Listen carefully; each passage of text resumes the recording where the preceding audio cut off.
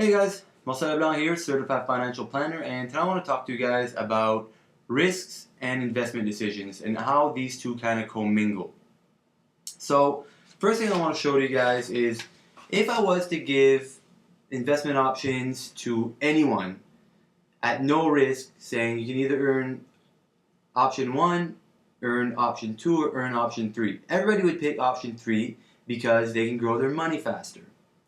But as soon as there's a possibility of the value of the money going down temporarily or at any given time, as soon as there's volatility involved, all that logic goes out the window for some reason. Yesterday you needed this type of growth to reach your goals, but today, because of this up and down, the blue you see here, all of a sudden it's not for you anymore. You're not interested.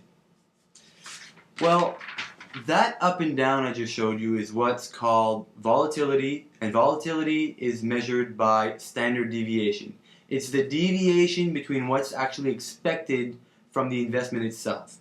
So if the investment is expected to return 5% with a standard deviation of 10, it means you're going to earn anywhere from 15 to -5, but you should, over the long term, still make your 5%. You're just going to have to go along with the ups and downs along the way. So if somebody can understand that logic and appreciate that logic and really has, been taught and explained the underlying risks or the real risks of a typical investment decision, and take that and avoid making mistakes and classic investment mistakes, one definitely has a lot better chance of reaching their goals. So instead of letting the pure possibility of risk in a specific investment decide where you're going to put your money, you should look at the goals you have for that money. So if we use retirement for an example, you'd like to retire in X amount of years. You also know you need Y amount of money to make that happen. And you also know that you can only afford to put Z amount of money aside every month. So if you have all of these variables pretty predetermined, the only variable in the retirement savings equation missing is how much interest are you going to make along the years.